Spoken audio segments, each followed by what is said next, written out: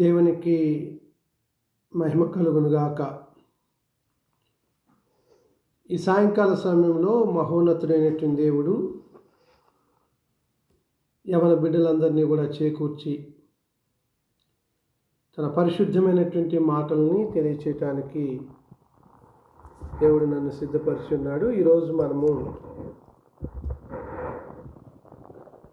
Bible వినువారికి హెచ్చరికలు అనేటువంటి దాని గురించి మనం ఆలోచించబోతా ఉన్నాం ప్రియులరా. దేవుని వాక్యమును వినేవారు ఇప్పుడు నేను చెప్పబోయేటువంటి హెచ్చరికలు తప్పకుండా పాటించాలని తెలియచేస్తా ఉన్నాను. ఈనాడు చాలామంది చేస్తున్నటువంటి ఒక పెద్ద పొరపాటు ఏంటి అని అంటే,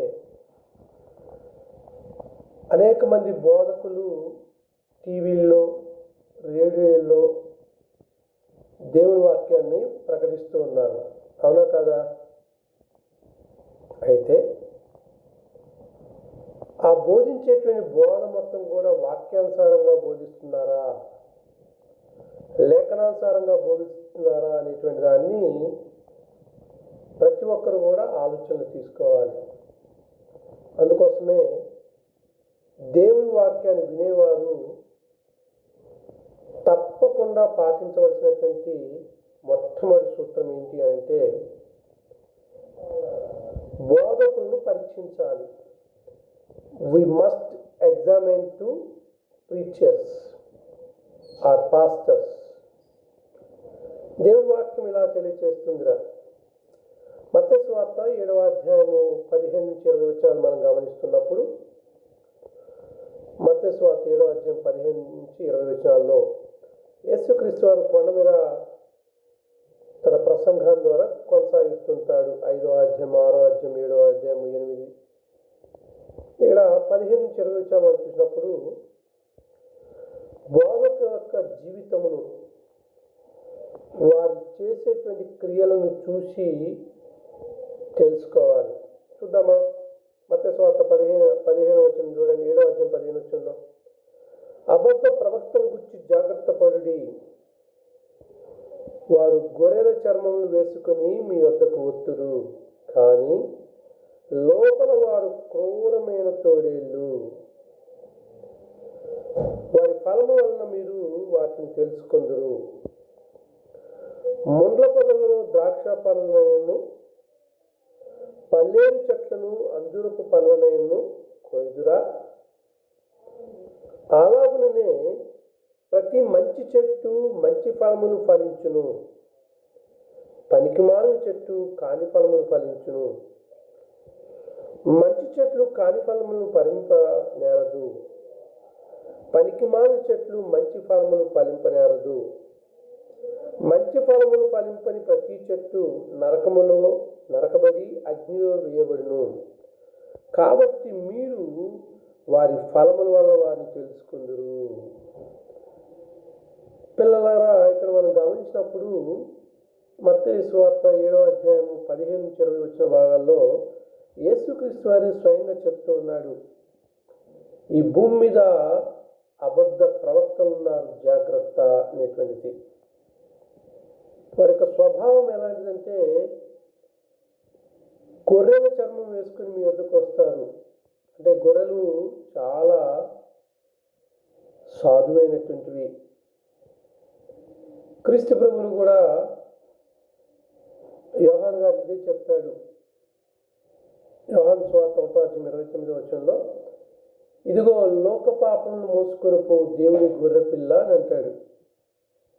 అంటే గొర్రెల యొక్క స్వభావం ఏంటి అంటే, ఇతరులకు హాని చేసేటువంటి స్వభావం కాదు. అందుకోసం యేసుక్రీస్తు తన బోధన ఏం తెలియజేస్తున్నాడు? అబద్ధ ప్రవక్తల గురించి జాగ్రత్త పడండి. వారు గొర్రెల చర్మమును వేసుకుని మీ వద్దకు వస్తారు, కానీ లోపల వారు క్రూరమైన తోడేళ్ళు.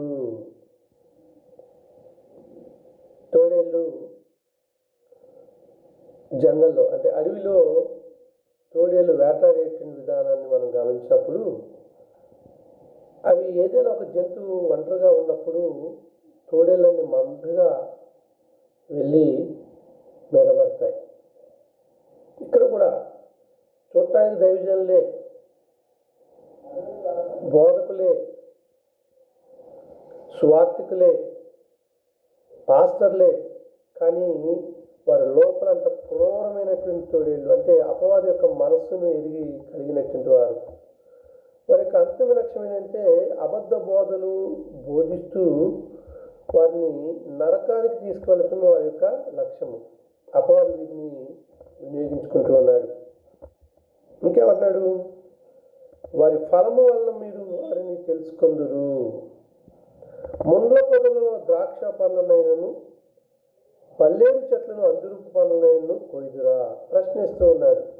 వాస్తవంగా ముండ్ల పొదల్లో ద్రాక్ష పండ్లను కొయ్యగలమా? లేకపోతే పల్లేరు చెట్లను అంజూరు పండ్లను కోస్తామంటే ఇది వల్లపడదు, చేయలేము. అలాగనే ప్రతి మంచి చెట్టు మంచి ఫలములు ఫలించును. మంచి చెట్టు ఎప్పుడు కూడా మంచి ఫలాలు ఫలిస్తుంది. అంటే మంచి స్వభావం కలిగిన వారు, మంచి బోధ బోధించేవారు, వారి ద్వారా ఆత్మరక్షణ అనేది చాలా అద్భుతంగా జరుగుతుంది అనే విషయాన్ని. అలాగనే కానీ పనికిమాల చెట్లు కాని ఫలములను ఫలించును అంటున్నాడు.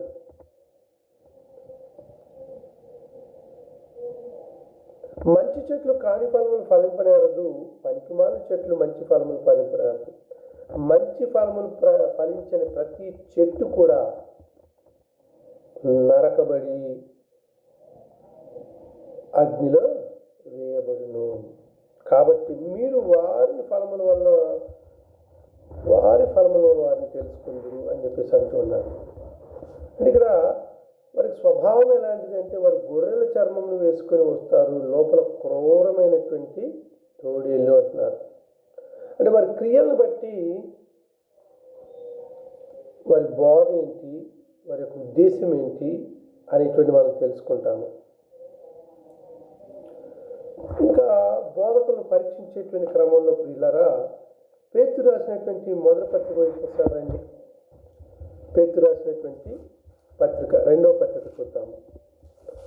పేతురు రాసిన రెండవ పత్రిక 2వ అధ్యాయం 1వ వచ్చిన భాగంలో, మరియు అబద్ధ ప్రవక్తలు ప్రజల్లో ఉండిరి, అటువలనే మీలోనూ అబద్ధ బోధకులు ఉందురు. వీరు తమను కొనిన ప్రభువును కూడా విసర్జించుచు తమకు తామే శీఘ్రముగా నాశనము కలగ చేసుకొనుచు నాశనకరమగు భిన్నాభిప్రాయములు రహస్యముగా బోధించుదురు. వారు నాశనకరమైనటువంటి భిన్నాభిప్రాయాలను ఎలా బోధిస్తారంటే రహస్యంగా. ఈనాడు క్రైస్తవుల్లో అబద్ధ బోధలు బాగా పెరిగిపోయాయి. ఉదాహరణకి యేసుక్రీస్తు వారు దేవుడు కాడు అనేటువంటి బోధకులు కూడా ఉన్నారు పిల్లలు. ఆయన కేవలము దేవుని కుమారుడే, ఆయన దేవుడు కాడు అనేటువంటిది. పైకి కనపడేటప్పుడు అందరితో మంచిగా ఉంటారు, కానీ వారు రహస్యంగా వెళ్ళి క్రీస్తు యొక్క దేవత్వాన్ని, ఆయన దేవుడు కాడని బోధిస్తున్నారు. కొంతమంది బోధకుల్లో ఉన్నారంటే ఆశ్చర్యం కలగ మా అందరూ. నిజం నేను చెప్పేది. ఎందుకంటే కొంతమంది చాలా బాగా వాక్యం చెప్తారు, కానీ యేసుక్రీస్తు వారి దగ్గరకు వచ్చాకే ఆయన దేవుడు కాడు అని చెప్పేసి బోధ చేస్తూ ఉంటారు. ఆయన కేవలం దేవుడు కుమారుడే అని బోధిస్తున్నారు.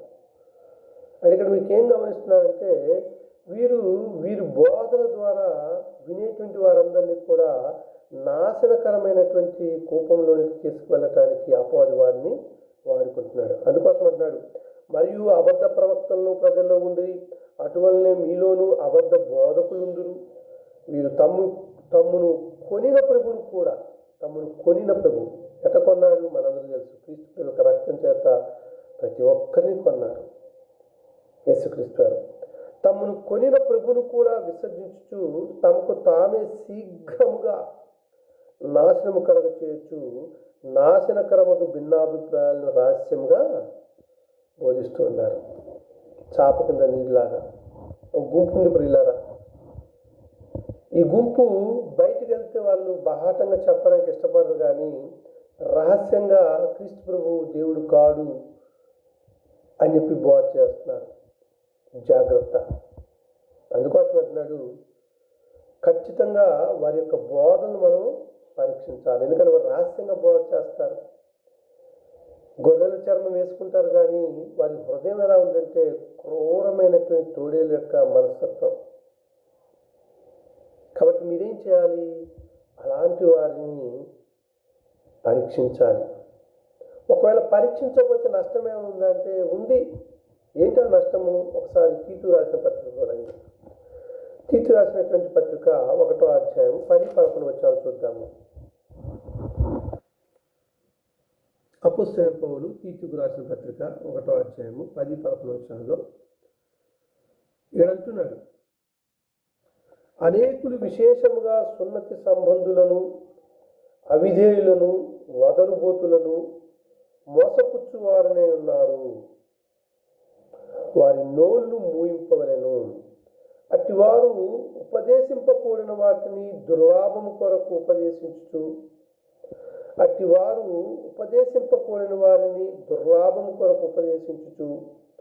కుటుంబములనే పాడు చేస్తున్నారు. ఏం చేస్తున్నారట? అట్టివారు ఉపదేశింపకూడిన వాటిని వారి యొక్క దుర్లాభము కొరకు, వారి స్వలాభము కొరకు ఉపదేశించుచు కుటుంబములనే ఏం చేస్తున్నారట? పాడు చేస్తున్నారు. కాబట్టి ప్రాముఖ్యంగా యవన బిడ్డలారా, మనము ఖచ్చితంగా బోధనని మనం పరీక్షించాలి. పరీక్షించకపోతే వినేవారు మాత్రమే కాదు, వారి కుటుంబాలు కూడా పాడైపోతాయి. దేవుని సన్నిధికి దూరం అయ్యేటువంటి పరిస్థితి. కాబట్టి ఖచ్చితంగా మొట్టమొదటిగా బోధకులను పరీక్షించాలి. దేవుని వాక్యం వినేటువంటి ప్రతి ఒక్కరికి కూడా దేవుడు ఇచ్చేటువంటి హెచ్చరిక ఏంటి అంటే, వారి బోధనలు పరీక్షించాలి. వారు కేవలం చెప్పడానికి చెప్తున్నారా, లేకపోతే వారి జీవితాలు కూడా అలా ఉన్నాయో లేదో కూడా గమనించాలి ప్రియులారా. ఎందుకంటే ఆనాడు మొదటి శతాబ్దంలో యేసుక్రీస్తు వారు జీవించినటువంటి కాలంలో శాస్త్రులు, పరిసయ్యులు, సద్దుకయ్యులు అనేటువంటి వారి గురించి మీరు వినే ఉంటారు. వారు బోధించడానికి అద్భుతంగా బోధిస్తారు ధర్మశాస్త్రం విషయాలు, కానీ పాటించే విషయంలో గుండుసున్నా. అందుకనే క్రీస్తు వారి యొక్క బోధనని తెలియచేస్తూ వీరు సున్నం కొట్టిన సమాధులు అన్నాడు. బయటికి చాలా అందంగా కనపడతారు, చాలా గొప్పవారుగా కనపడతారు. లోపల మాత్రం సున్నం కొట్టిన సమాధి యొక్క లోపల ఆ మనుషుల యొక్క దేహం ఎలా ఉంటుంది? కుళ్ళుతోటి, కల్మషంతో ఉంటుంది. కాబట్టి జాగ్రత్త. వారి జీవితాలను, వారు చేసే క్రియలను చూసి మనము తెలుసుకొని వీరు బోధ వినొచ్చా లేదా అనేటువంటి విషయాన్ని మనం నిర్ధారణ చేసుకోవాలి. రెండవదిగా వారి బోధనలు పరీక్షించాలి. బోధనలు ఎలా ఉన్నాయి?